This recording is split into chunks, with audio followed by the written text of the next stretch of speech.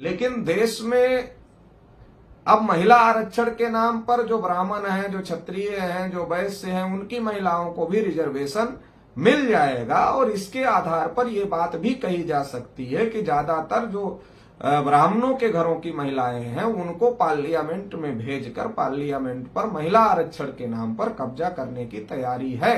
जैसा कि इसके पहले भी जब तमाम बार महिला आरक्षण बिल आया तो इस पर तमाम बैकवर्ड क्लास के नेताओं ने ये इस मुद्दे को उठाया हुआ है। तो ये फिर से एक बार महिला आरक्षण लागू करके ब्राह्मणों की संख्या महिलाओं के नाम पर बढ़ाने की जो कोशिश, जो साजिश चल रही है, इस साजिश को भी हम लोगों को समझने की जरूरत है।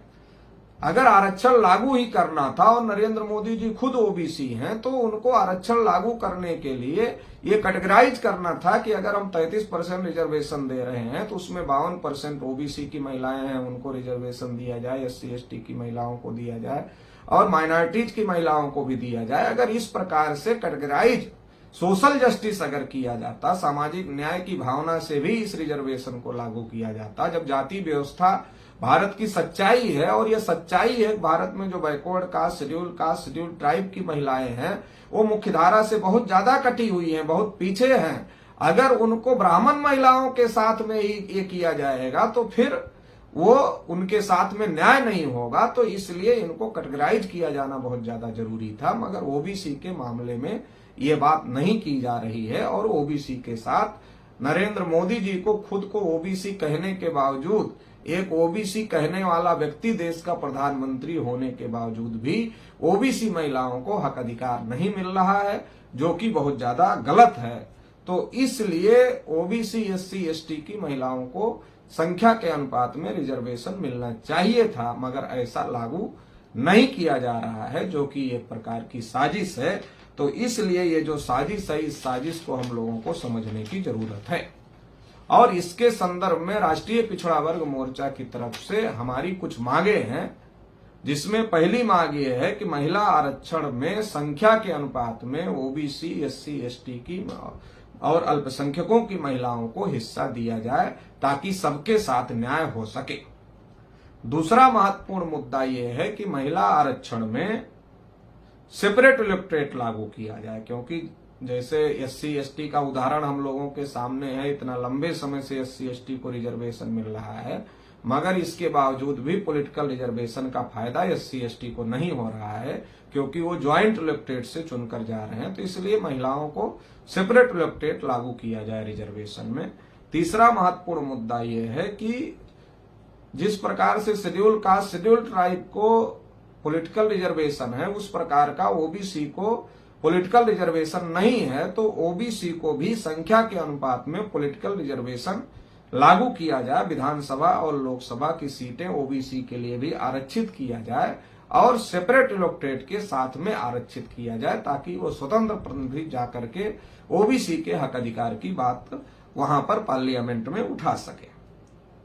इसी के साथ साथ जो SC ST के ऊपर पूना पैक्ट के माध्यम से ज्वाइंट इलेक्टोरेट थोपा गया है, इसको भी खत्म किया जाए और इसके लिए सेपरेट इलेक्टोरेट SC ST को भी लागू किया जाए।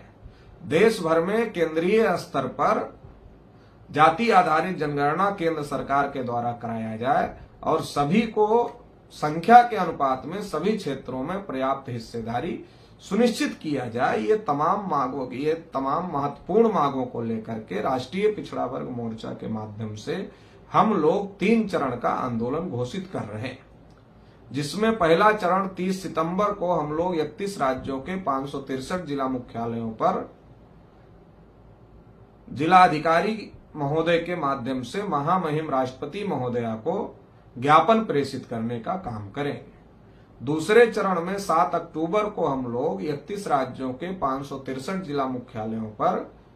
धरना प्रदर्शन करने का काम करेंगे और पुनः महामहिम राष्ट्रपति महोदया को जिलाधिकारी के माध्यम से ज्ञापन भेजने का काम करेंगे। और तीसरे चरण में हम लोग 17 अक्टूबर को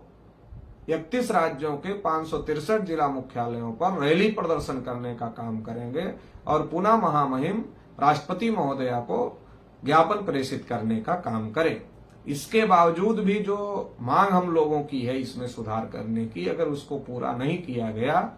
तो देश भर में जो राज्य हैं उन राज्यों की राजधानियों में हम लोग महारैली भी करने का काम करेंगे इन मुद्दों को लेकर,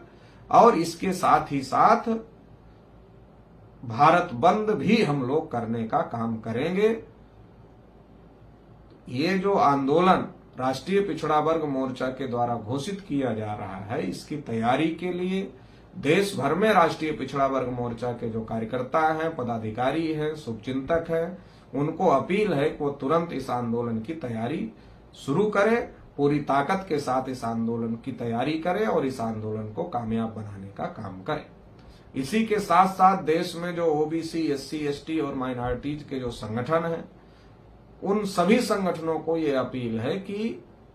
ये जो पहल राष्ट्रीय पिछड़ा वर्ग मोर्चा के द्वारा की जा रही है, इसमें पूरी ताकत के साथ में समर्थन करें, ताकि इस लड़ाई को और ज्यादा मजबूत किया जा सके और इस आंदोलन को सफल किया जा सके और देश में जो शोषित वंचित लोग हैं उनको उनके हक अधिकार मिल सके। इस लड़ाई में आप लोग साथ सहयोग करेंगे, इस आशा और अपेक्षा के साथ आप सभी को बहुत बहुत आभार, बहुत बहुत धन्यवाद।